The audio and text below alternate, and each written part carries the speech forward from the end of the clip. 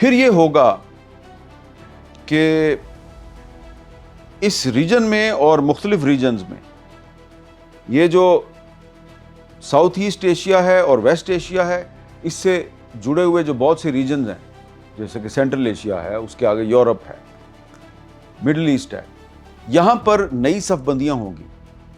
نئے نئے اتحاد بنیں گے۔ اور ڈونلڈ ٹرمپ صاحب کو اچھا لگے یا برا لگے، لیکن حقیقت یہ ہے کہ جب یہ معاہدہ ہو جائے گا ایران اور امریکہ کا، اس کے بعد امریکہ ایک سپر پاور تو رہے گی، لیکن صرف ایک نام کی سپر پاور ہوگی، کیونکہ اس نئی دنیا میں چین کا اور روس کا کردار بڑا اہم ہو جائے گا۔ اور چین اور روس کا کردار جو ہے وہ نیگیٹو نہیں ہوگا، پازیٹو ہوگا، کیونکہ یہ ایک جو تنازع ہے امریکہ اور ایران کے درمیان، اس تنازع کے ختم ہونے کے بعد دیگر بڑے تنازعات جو ہیں ان کو ختم کرنے کے لیے بھی کوششوں میں تیزی آ جائے گی۔ سب سے بڑا تنازع جو ایران اور امریکہ کے علاوہ اس وقت دنیا میں چل رہا ہے وہ ہے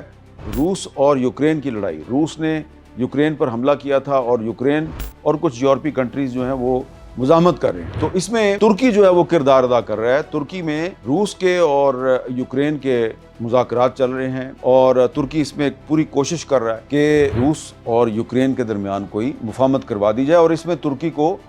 بہت سے جو یورپین کنٹریز ہیں ان کی بھی مدد حاصل ہے۔ پھر چائنا اور تائیوان کا ایک مسئلہ ہے، تو چائنا اور تائیوان کے درمیان بھی جو تنازع ہے اس کو طے کرنے کے لیے جو ایکٹیویٹی ہے وہ تیز ہو جائے گی۔ اور اس کے علاوہ بھی دنیا میں بہت سے تنازعات ہیں، لیکن امریکہ اور ایران کے درمیان جو سیز فائر ہے یہ اگر کسی پیس ایگریمنٹ میں بدلتا ہے تو اس کے بعد آپ دیکھیں گے کہ ایک طرف تو روس اور یوکرین کے درمیان مفاہمت کی کوشش تیز ہو جائے گی، دوسری طرف